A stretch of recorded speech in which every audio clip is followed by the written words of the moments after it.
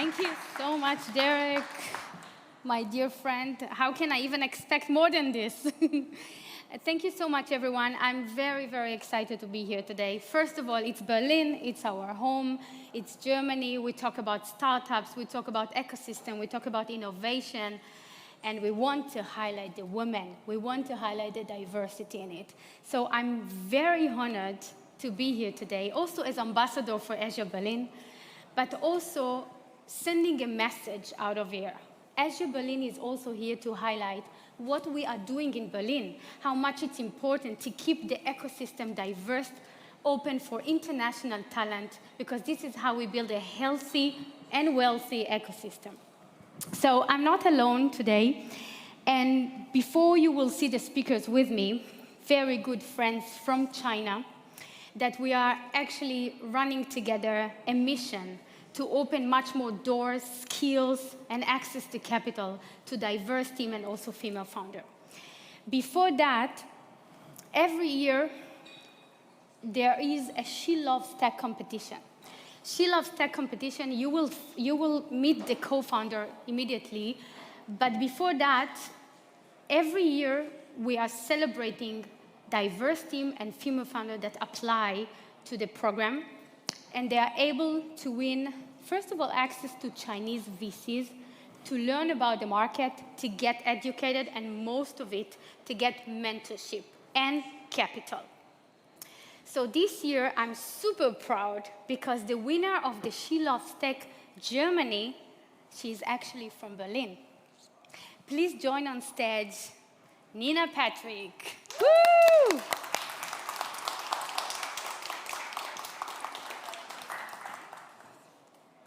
Freestyle. Freestyle. I'm super happy to have you here. Thank you very much. I don't know how we do not know each other. I know. It cannot be. But thank God there is a She Loves Tech that brought us together.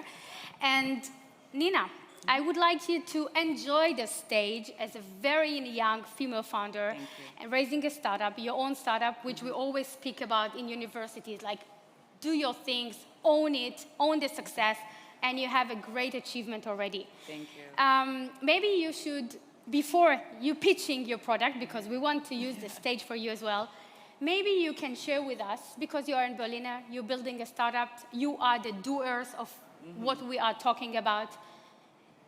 Share with us how it's to be a female founder in Germany and in Berlin. Oh, well, first off, I'm American, so I'm not German, even though my name sounds a little bit German. But it doesn't matter, you're here. Doesn't matter. But yeah, so I'm a female founder, I'm an American, and I moved to Germany to start my business. But I came from San Francisco before, and so I get asked all the time, why did I do that switch? And I saw your slide deck that you had for this, and you highlighted like the 5 key points of why Berlin is such a great place to start a business, and that's exactly why I moved here. So you agree? I agree 100%. You left off bureaucracy, I think, intentionally. Okay. This is the Berlin Senate Conference. We can talk about this. Yeah. So same thing. It's an English-speaking community, a startup hub for Europe. I think it's in its beginning time while San Francisco is so mature, so it's a really good time to get in deep and form really good connections with the community here. And I also feel that my personality from being a San Francisco kind of hustler and doer has been really well heard here. And so for me, it's been a really good place to start my business. I feel like I've been supported by the community really strongly. I've been able to access government funds that I think would be much more competitive to get in the US. And it's built a solid foundation for me so far here. So I can tell you honestly, as a former Israeli, I know the hustler very well. Yeah. It's part of in our blood, but do you feel that as a female founder, you can really scale and grow here and you have everything you need? That's the most important thing. Like, why Berlin? Yeah, that's a good question. I do think we have enough. I think it's a really good place to get started. I was actually just talking with some of the audience about, I'm in a place right now, my business is about 2.5 years old, and I'm not quite at that growth stage, but I'm not a beginner anymore. And I do feel like there is a little bit of room and improvement for Berlin in this bridging space. And that's a challenge I'm facing right now, where can we get some more government support here for that in-between, where I have early signs, early strong signals from the market, I have early traction, but I'm not quite hitting the numbers to make it less risky for the German investors. Maybe for the American investors, they would say, sure, no problem. You've got enough customers, you're generating revenue, but I think the investors here might want to see a little bit more. So we will talk about this, and thank you for take it highlighting offline. your challenges very openly. And before we jump into the panel, and we will talk about female founder, female investor, because you know, what is female investor? It's eventually raising a success company, see the obstacles, be successful, although we have a lot of obstacles. I raised several companies as well, but at some point you say, that's the time to give back. That when you switch, you have to become an investor. And this is something that is called mindset, and we're bringing it also to Berlin. So I would like to give you the stage before we jump into the panel. Sure. 3 minutes. Okay. Nina Patrick. Thank you. Hi, everyone. So my company is called MyProbes, and we're building the Fitbit for your urine. And this is because your Fitbit only measures external measurements, and it's really time to look more internally. People want personalized health recommendations, but the only way we can get that is to go to the doctor. This is time-consuming, it's expensive, and when you go to the doctor, typically they don't do any tests if you seem healthy. And if they do a test, it's a snapshot. So you only get one data point of how you were doing that day. Also, about $5 billion is spent annually on doctor's visits, and this is really providing little value to the patient. So we set out to build something better, and we built Mito, which is an at-home health diagnostic system. You can test anywhere, and you can get results to your phone. So all you need is our kit. We've launched the product, and we already have customers engaging with it. We have our analysis app is live, our web shop is live, so you can go to getmito.com and buy a kit if you want to. And it's really easy to use. So you just take a test strip, take it with you to the bathroom, catch your urine, let it react for 2 minutes, and then you take a photo of the testing card. You just upload that photo to us, and then we do all of the analysis, and then you get your results straight away. So our customers can make changes to their everyday habits in order to achieve better health results. They can check nutrient levels, they can measure inflammation, they can analyze their health, and we also give you a personalized grocery list. Our underlying magic is our health analytics, and we do all of this without a doctor and without a lab. So we collect data across 10 different urine biomarkers. We collect data weekly so that we can create a really accurate data set for each customer. And then we use a proprietary algorithm and AI in order to digest those biomarker scores into 5 health parameters. So we look at your liver health, kidney health, hydration, nutrition, and your hydration. We have a big market. We have around a 15 billion market share. This is 97 million people in the English-speaking global areas. And these are people interested in fitness, wellness, health, and are also interested in tracking tracking your health and tracking basically your internal measurements of your body. So we have launched the product already. We have, last week we were featured as Startup of the Week in Wirtschaftswoche, which boosted our traffic to the website. We have around 200 customers using the product so far. 43% of them are testing weekly, and we have really positive customer feedback. My co-founder and I are the best team to build this because we have a combined 15 years of experience in diagnostics. I mentioned before I came from San Francisco, where I was the first employee of a startup that was acquired by Ginkgo Bioworks. And also earlier this year, I was nominated, well, I won the award of Newcomer of the Year by the German Startup Association. My co-founder is a scientist as well. She has a PhD in bioengineering, and she licensed a diagnostic technology to a US pharmaceutical company. And if you want to learn more, you can reach out to me directly, nina@myprobes.de, and also go to getmito.com. Currently, we're looking for partners who are interested in co-branding partnerships where we could do a B2B2C. We sell the product D2C now, but looking for those types of partnerships. And also looking for investment to accelerate us to that next stage. As I mentioned already, we have early strong market signals, and we're ready to get into that growth stage. So reach out to me again, nina@myprobes.de. Thanks. Thank you so much, Nina. Before you run, Okay. I wish someone had asked me this when I was 29 and started my first company, is how can we help you as an ecosystem? You mentioned partners, you mentioned Yes. capital, which is Yes. obviously, but what is the truly thing that you feel that as an ecosystem, as a strong community, Berlin can help you? I think in this, it's really growing the network, because I have only been here for 3 years, and I do think I've built the network enough, but I haven't met you. I haven't met most of the people in this room.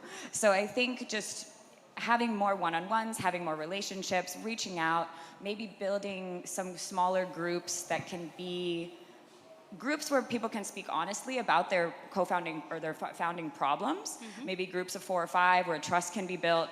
So it is really a community building thing. Perfect. So we have all of it, and welcome to the family. Thank you. Thank you so much, Thank Nina. you so much for this chance to talk. Absolutely. And I'm sure this is only the beginning. Of course, I hope so. Yeah. Thank you so much.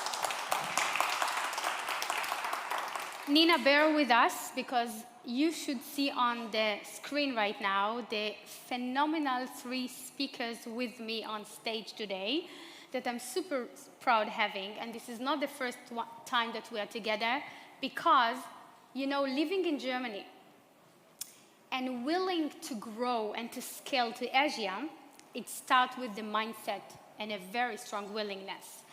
And I can tell you in person, I worked in China for 8 years. That was a mind-blowing culture journey that probably built a lot of who I am today and why I'm doing what I'm doing. So those ladies with me here, and I see that someone is still missing. Rebecca is still missing. All good? Is Rebecca with us? Hello, Yasmin Silt from Beijing Startup Grind. Hello, Ria. Ria, she is the co-founder of She Loves Tech. Can you hear me? Give me a sign if you can hear me. Yeah, we can hear you. Perfect. So we will wait for a second for Rebecca. Rebecca, she is head of the innovation in Plug and Play Beijing. The idea of the combination is to speak. I know that the title was Female Founder Building Bridges, or Female Investor Building Bridges, but the idea is that when you take responsibility and you invest in team, in startups, you invest in people. And when you invest in people, which means you give them capital, you have to see it as a lot of responsibility instead of only deploy the capital and wait for their returns, hopefully. The idea of stepping in and be much more hands-on and show them the opportunity. Coming back to Asia, having a startup in Berlin, having a startup in Germany, the majority don't even understand sometimes their product growing too slow while other markets can take them to the next level. And this is where we are coming together, and we build our own circle when it comes to take very good startups, very good people, that they are willing to educate themselves, think about the access, and scale to Asia. But what is scale to Asia? You cannot scale to Asia if you don't know the corporates, if you don't know the ecosystem, if you don't know people, venture capitals, accelerators. And this is where we're all coming together. And before we start, give me a sign if Rebecca is going to join. I would like to start with you, Ria, because we just saw Nina Patrick, your winner of today, that I know you saw her, unfortunately, only online. And I would love you to share with the audience today, online and offline, what is She Loves Tech, why this is actually also important for you to be in Germany. Thank you, Mali. I hope everyone can hear us. Yes. Actually, Rebecca was here earlier, but she was having some technical issues. But yeah, back to your question. Hi, everyone. My name's Ria. I'm the co-founder of She Loves Tech. And essentially, She Loves Tech is a global nonprofit, and we're committed to closing the funding gap for women. our goal is to capitalize or catalyze $1 billion worth of capital by 2030. We started She Loves Tech in 2015, actually in China, and we are currently headquartered in Singapore. After 7 years of doing the competition, it's currently the world's largest startup competition for women in technology, and we're present in 50 countries across 6 continents. Germany, I believe, started, if I remember correctly, it started in 2017. So that first year, we held our first German round, and since then, we have been growing the competition alongside, finding better and better startups from the region. In fact, in 2019, our global winner was a startup from Germany, actually. They're called Phantasma Labs.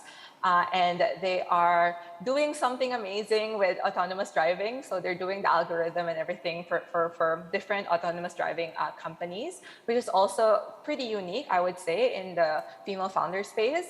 And much like the startup today, there's really a lot of amazing startups in the region in Germany. And we, as one of the hubs in Europe, is a very diverse, very open-minded ecosystem. And in a way, it's also another melting spot, right? And that's one of the reasons why we're there. We want to be able to bridge, different resources from different countries, but also find like a location in Europe, really, as a hub, another hub for She Loves Tech. Thank you very much, Ria. And maybe also dive in, because I know you quite well, and I know that I don't want you to be, kind of like very modest today. I want you to really speak out, because She Loves Tech is very important for the Berliners and the German ecosystem, because this is not only by talking, this is doing. This is diverse team, this is female founder on stage, that eventually you pick up the cherries, those that understand that they are ready or willing to go or to grow to Asia, and you take them by giving capital, giving mentorship, access to the ecosystem, and I think that's the key here. There's a lot of competition, there's a lot of other players, but as far as I've seen, and also being a jury in several years in your program, we saw the hands-on of teaching them how to access to Asian market. It's not about China, but it's about also understanding that China is not Hong Kong, and Hong Kong it's not Singapore, and when it is even the right place to establish your company, and why? Right. No, thank you for being an ambassador, Mali. Definitely. In fact, I really like today's event's tagline, right? Connecting startup ecosystems. Actually, that's what She Loves Tech stands for, right? So although, again, we started in China, we're now headquartered in Singapore, the main thing about She Loves Tech is connecting bridges and bridging different ecosystems, different startups to different capital and different resources. China, or I would say like Asia as a whole, right, it's not the first region you would think of if you think about startups. But in fact, like there's a lot of resource and a lot of opportunities there.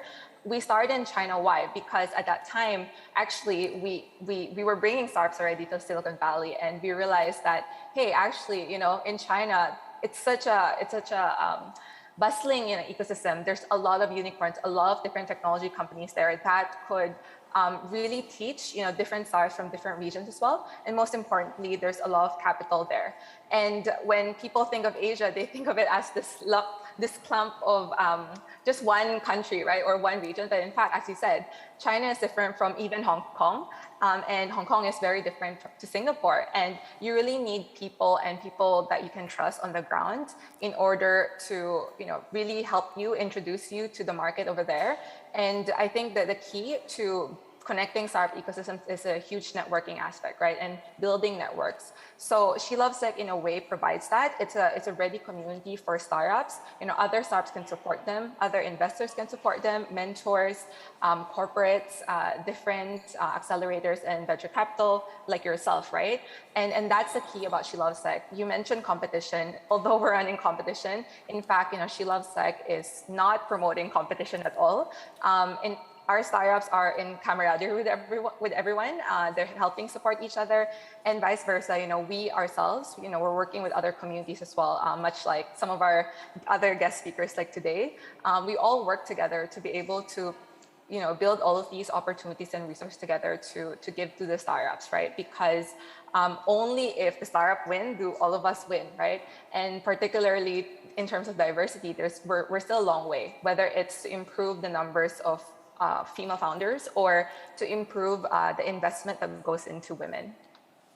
Yes, and we will come back to this in terms of challenging and how we actually walk the talk and not only talking about this.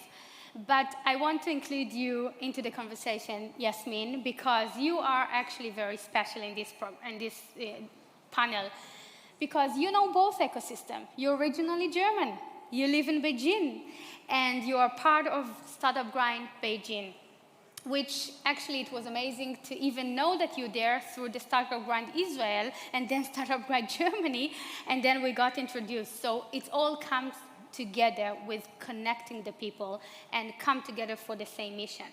So Yasmin, maybe you will introduce yourself a bit. What are you doing there? Because I know you're also an entrepreneur yourself. And how does it feel like as a German to live in Beijing? Thank you, first of all, for having me.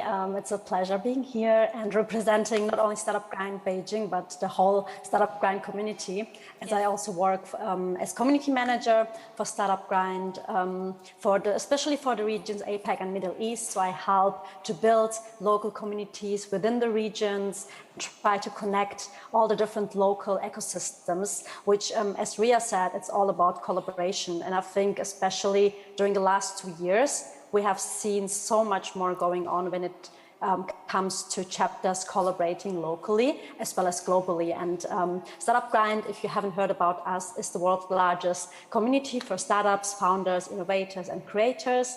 And we have also yearly a huge global conference in Silicon Valley. But what makes us really special are all our local chapters within different regions, countries. Currently, we have over 500 active chapters. And in my role, I really enjoy to connect those community builders, not only to their local ecosystems and help them to build something impactful in their local ecosystems, but also to connect them to our global network, which is our biggest advantage, I would say. A lot of directors are really excited to join this global family. And as you mentioned, we know already so many people, and we have amazing directors from Israel, from Germany, that I all am familiar with, and this wouldn't be possible without this great network. Absolutely. So maybe I will push you a bit, and I will ask you again, how it's to be a German mindset person, or you've changed so much since you're actually living in China? Yeah, that's actually a great question. I know, because you changed for sure. I did, yeah. I was literally thinking just last week, like, am I even able to go back to Germany and work there again?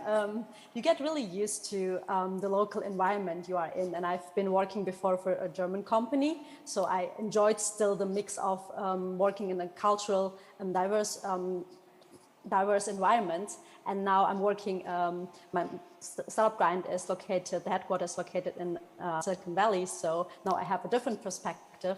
For me, it's been really interesting to see how different nationalities, diverse minds are working together. And I think, as I said, it's a privilege to work with so many different entrepreneurs and entrepreneurial mindsets that is great to really be able to connect those different ecosystems. And I enjoy my time in Beijing as well. As Ria said, there are so many startups here. There are so many opportunities. It's a huge network that I'm even every day kind of figuring out myself, learning new people, connecting new people, meeting new people. So it's been really, really great journey so far for me here in China. Yeah, I know. I got addicted to the food, the noise, the super volume, the super pressure. The 1 month in Berlin is half a day in Germany, in China, sorry. So like, I understand and I feel you all the way. I want to ask you, both of you, because we know that being a female investor, it's still quite rare. Definitely, we are also searching kind of like our younger self, you know? I mean, all the idea of having W Lounge is like, I wish I had that when I was 29 and started. And I would love to talk with you about this as a global movement, as a global challenge, and what do you see as an Asian female founder that we know that it's better rated or the numbers are higher than in Germany, but still, what do you see the positive things or the obstacles still for female founders that really want to raise a company in Asia? Ria, maybe you will start. That's a good question that I get asked again and again. For the most part, I think to an extent, there are certain biases that are no longer in place, right? When we started She Loves Tech in 2015, female founders wasn't even a thing, unlike now. And even us at that time, we weren't specifically focused on investment. It was only like maybe 2 years later that we started to realize a bigger problem when it comes to investment and funding that goes into women.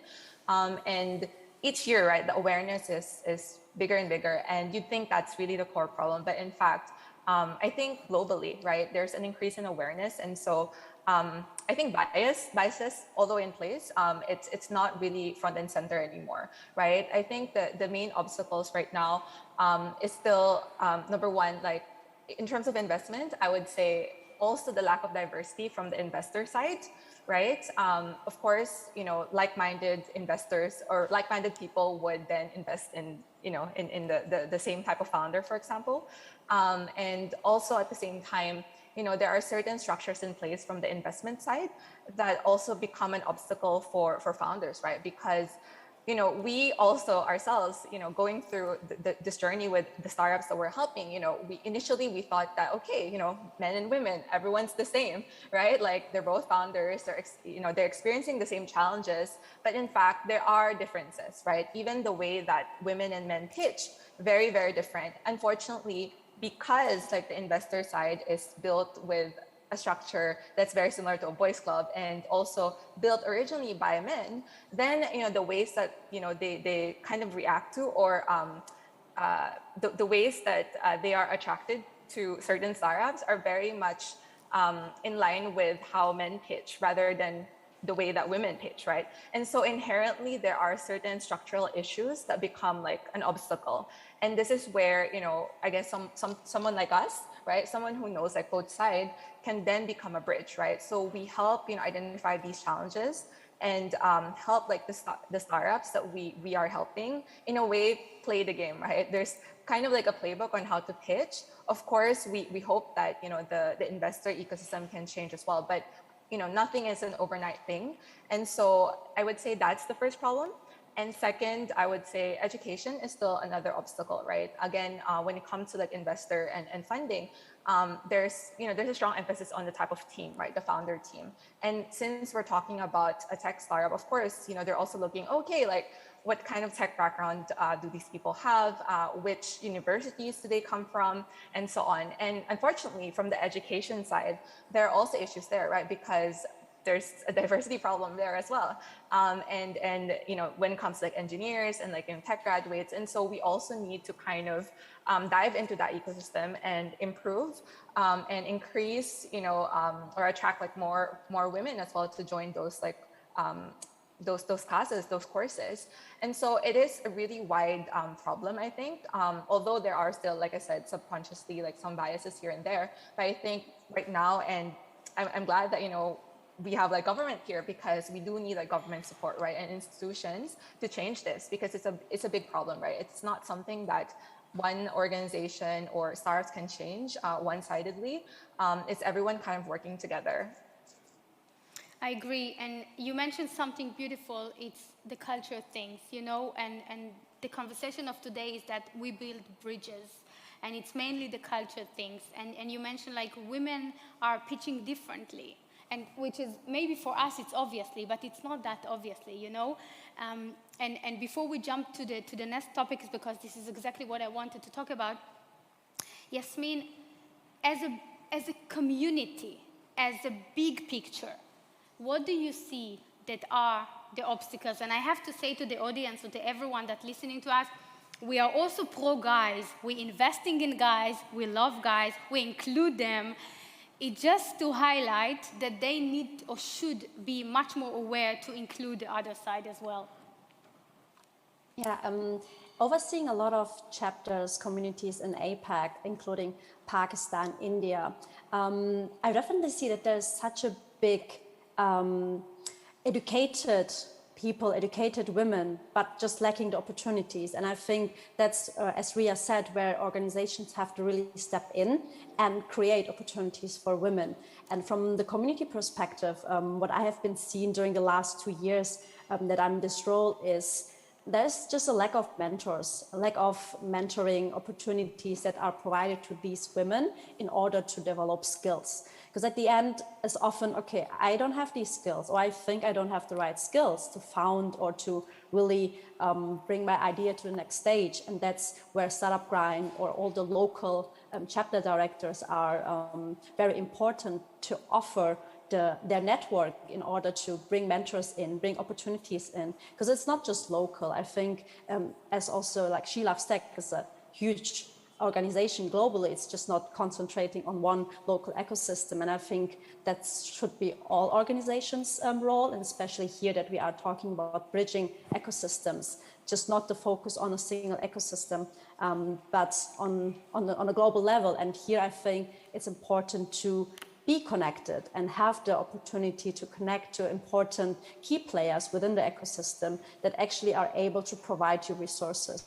And that's what we're trying at Startup Grind globally. We have our startup program, investor program, mentor program, but also our directors locally, they have their networks. And we try to really give also a lot of women the chances to participate in the events, because that's where they meet people. That's where they get to know other founders, they get to know mentors. And we really, really emphasize on diversity when it comes to speakers, because what you as a director, or when you organize an event, you are pulling a crowd. And if you have only male speakers at your events, you will have a room full of male speakers. If you try to have a diverse speaker pipeline, that's what we are trying to really emphasize during our recruiting new directors, is really have a diverse community so you help everyone in your ecosystem. So let's try to leave the audience today with a lot of takeaways, something that they can wake up tomorrow and to say, I learned that here. What would be that? You mentioned, Ria, that female founder pitching different. You mentioned also, Yasmin, that the communities has to be open, much more mentors. People have to take responsibility. You're already there, you're successful, you have to give it back. You have to pass it on. This is something that touches culture as well. But I want to ask you, what are the tips or best tips that we can give to the audience today when it comes to, I have a startup, maybe not today, maybe tomorrow. I'm thinking about scaling to China because this is the market I can grow so fast. I can find so much capital, maybe. What are the tips that you can share today with those founders that are listening to you today? Ria. Sure, I can start. I think I have a few tips, and this apply not just to female founders, but I think in general to any founder.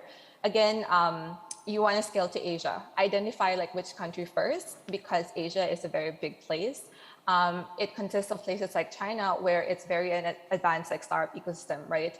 They're looking for like really cutting edge like new technologies, and already they have a lot of startups over there. So you need to figure out like what is your competitive advantage, and if, for example, you have an IP or a proven business model like in your country before you decide to go to a place like China and seek investment, for example, or even land there, right?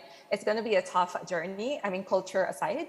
And then there are places like, let's say, South Asia, where again, even culture is always going to be a thing, right? And it's something that you need to maybe cross. But in places like those places, the startup ecosystem is not necessarily as mature. And so you could be like the first mover in those countries and maybe bring like really an innovative technology that is not even being used there still, right? It's not as advanced as again, China, where everyone's already like, just using mobile payment. No one carries cash anymore, right? So it's a very different ecosystem. So I think the first thing is, again, to identify which country you want to go to. Connect to, a few people on the ground. Try to ask questions, right? Ask questions, try to figure out the situation specific to your industry, specific to your startup.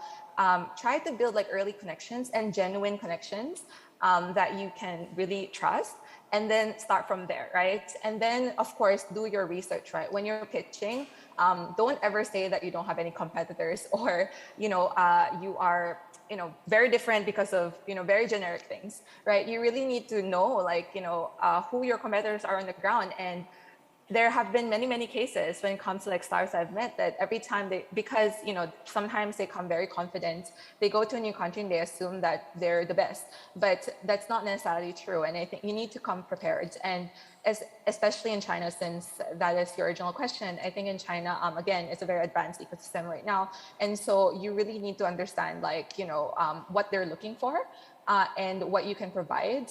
And you may need to consider having, for example, a local partner, a local team, or even a local co-founder. That's something you may need to consider in places like China, for example. So I would say like those are some key things.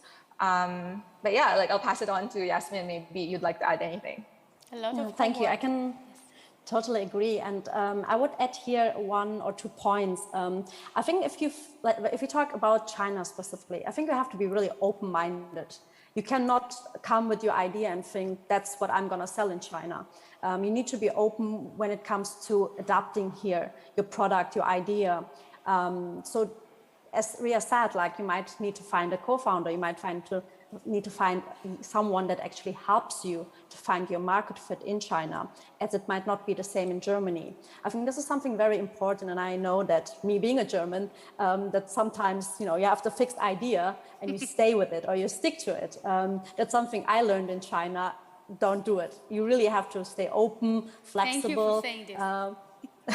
When it comes to your ideas and the way you might approach things. I think this is super important in China. And for other countries in Asia, I'm sure it's also the same, but this applies especially to China.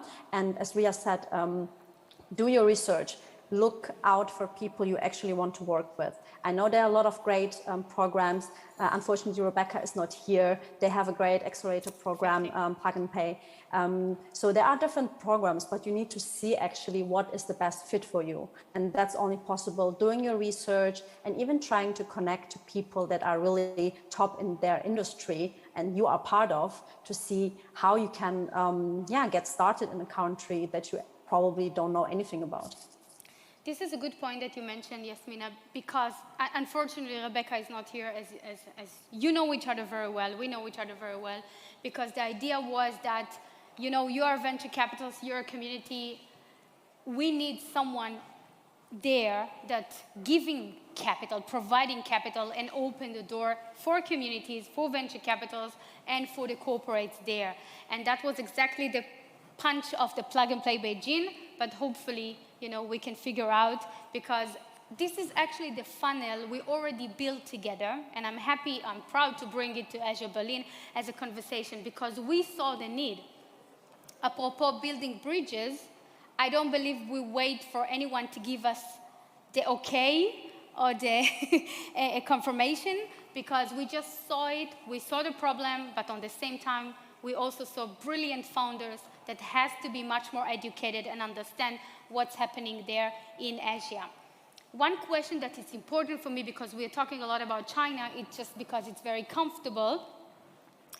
China is not Asia, Asia is not China. Like Manhattan is not New York, New York is not Manhattan, Tel Aviv is not Israel, Israel is not Tel Aviv. What should we know as starting to map Asian market?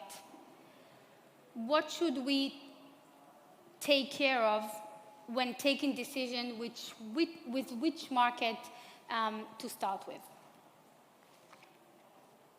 I think maybe I can go with Yes. that, but just expounding a little bit more on what I said earlier, Yeah. it really depends. In fact, like I cannot really say like how to consider because it really depends on you, right? What your product is, what your startup is, and why you even want to go there, right? I mean, China, for example, like a lot of people consider it because it's such a big market, and they kind of assume that they can conquer it somehow, and suddenly, you know, they will get a lot of revenue and profit from that. But it's not as easy as that, right? So it's really hard to say. I think, again, you need to do your research first before you actually decide. Actually, one thing that I forgot to mention earlier is like definitely government support. China especially, but you know, other countries like even Germany, right? There's a lot of actually government programs and a lot of different opportunities that they're providing to attract, you know, overseas startups and overseas talent. So that is also something that you can consider, but also be wary, right? Like you need to consider why you're getting that. Don't just be attracted by numbers and benefits. You need to think that, okay, once you agree to that, like this is a commitment as well, right? You need to figure out like long term what you're going to be doing. And again, for China specifically, you know, you need to even hyper localize, right? Because each city, each province is very, very different from each other. Like the consumer behavior, the way governments work, and so on. It's actually very complicated. And so you need to kind of do your research. I don't think there's a perfect formula to tell you like, okay, which country you want to go to, but it's really up to you, right? Like, but I think the main thing is just that identify which country and then kind of gauge like what startup you are, what stage you are in, and then decide, right, if you can move there. It's not even like if you want, but rather if they want you there, right? So especially in China, they really want already like startups to have maybe like first contract already, like, you know, your early stage kind of revenue and things like that. Basically, you've proven your product, right? You've proven your that you're investable before you go there, especially right now. You know, a few years ago that's not the case, but now that is definitely the case. And you could also look into some government announcements, right? Each year they focus on certain industries and everyone follows. So I think that's something that if you're looking at China, you should definitely do your research on. Would you like to say some words about Singapore? Because I know you're super active there. Yes, actually. Well, Singapore is actually a good, I would actually liken like Singapore a little bit to Berlin. So again, it's a very diverse ecosystem. If you want to start in, not China necessarily, but I would say maybe Southeast Asia, and maybe you eventually want to really go wide in APAC, Singapore is a good like launching pad. It's a small ecosystem, but then it bridges like different ecosystems there. So number one, of course, it's the Singapore market. So it's a new market for you. It's a very relatively easier culturally type of market just because everyone can speak English and it's just easier to network and communicate, and everyone's coming from everywhere as well. So I think, you know, you'll be able to find like a local community that could support you almost immediately. And then from there, you could easily, well, if you, in a way, you could easily expand to different countries in Southeast Asia and even in China, right? Because Singapore has done pretty well in really bridging, like, you know, different countries and having those opportunities, right? So I would say Singapore is a good launch pad, especially. So that's one attractive point about Singapore, but also, yeah, just starting in Asia, you know, seeing whether it works for you. Singapore is a good place. It's easier to start there, maybe. Yes, definitely. Jasmine? When compared to China, it's definitely easier. And I think for China, generally speaking, it's you really need to find the right partners. I know there are a lot of opportunities in China.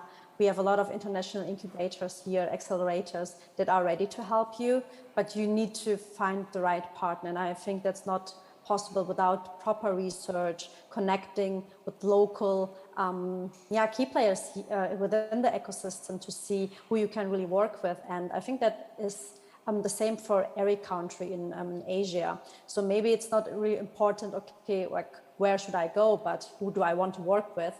Because that can really help you to go to the next stage. And as we all said, like every country in Asia is different. China is completely different. All the other countries are different. So there is not like one strategy to follow, but I would really recommend to be aware who you want to work with and how. And I think that should be also a big influence on deciding where you want to actually go.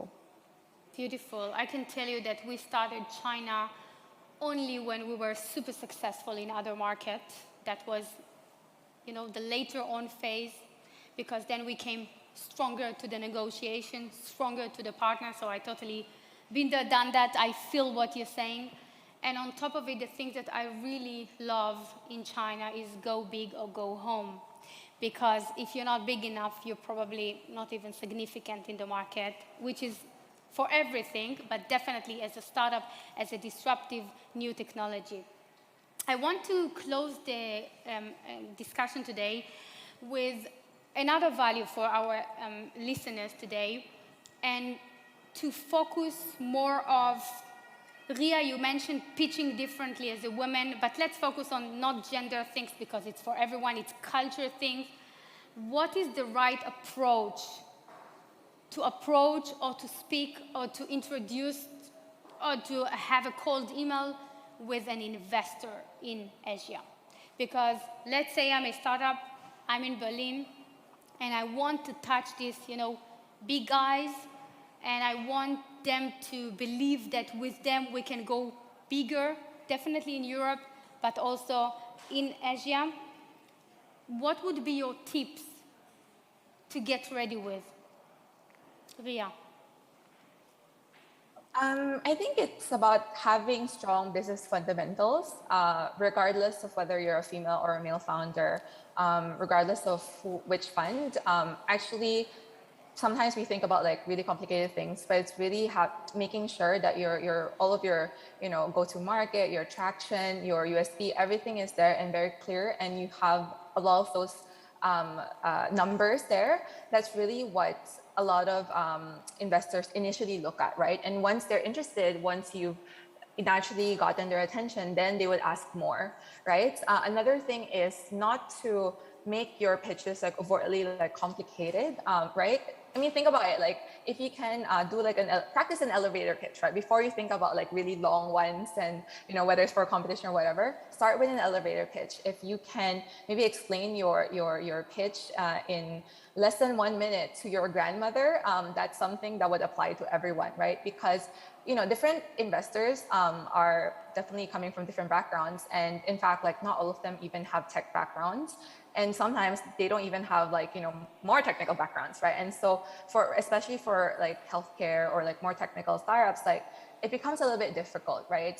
To explain, right? So I think, you really need to start with those basics before you want to cover like many, different things, right? So make sure that your business kind of fundamentals are all there and really front and center, and you're really explaining things. Sometimes they get like overwhelmed with the other different information. And second of all, keep it simple, right? Very simple, and really explain your competitive advantage and the value that you're providing, right? Think about like, okay, before your product, what is the situation? After your product, what is the value, and what is the new and improved kind of situation? I think that kind of model kind of works. And just on the side, I think cold emails, like reaching out to investors, actually may not necessarily work, right? So actually, it's still about like networking at the end of the day, because when you do investors, just think about like investors receive like so many business plans and so many decks like every day. So everything that you send, I'm not saying that don't make the effort, because you have to as a founder.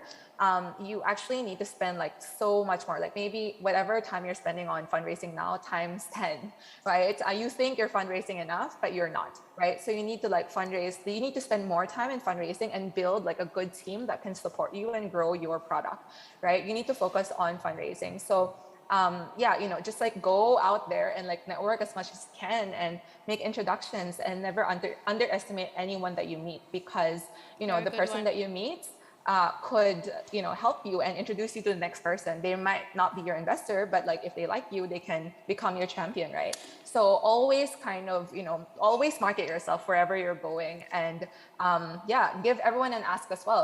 What if they say yes, right? What's the worst thing that can happen? They say no, but Exactly. so what? At least Maximum you can move on. succeed. Exactly.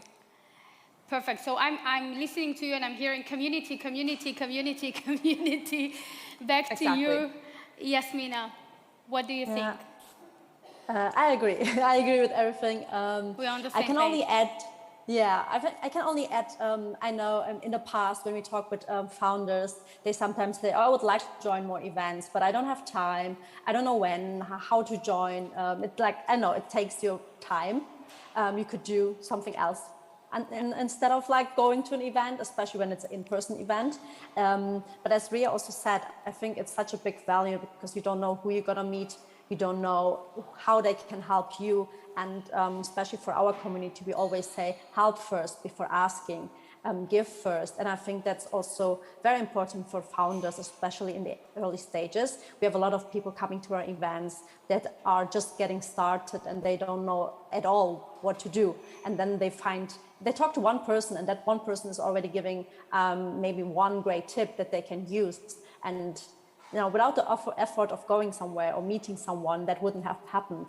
So it's definitely great to invest time in building a network. And when it comes to investors, I think what I have seen during all the pitches that we also have at Startup is knowing actually who you are pitching at.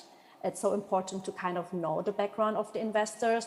That can help you a lot to really get their attention, because you can have a pitch that you do every time, but you can have a pitch you actually adjust depending on who you are pitching at. And I think that can also help you to maybe have a luck and convince one investor that you would have not convinced with a normal pitch.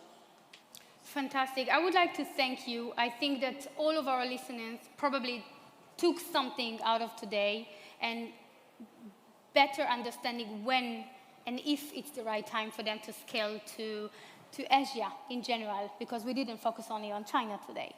So one thing for the audience, on Wednesday, we're going to have Boji. He's actually an owner of a business school in China, which is alumni is Jack Ma. Everyone know Alibaba, and also the founder of TikTok. So I will keep the conversation there, and I won't challenge you because the conversation will be how we raise more unicorns. This is the bottom line, and this is gather forces between the founders and the investors together to raise the unicorns. I would like to thank you so much, and happy to see your faces. Although I hope next year in Asia Berlin, I will see you in person here. Hopefully. Thank you for having me. Likewise. Thank you so much. Bye-bye. Thank you. Bye. Thank you, everyone. I hope you took something out of today, and if not, reach out. Bye-bye.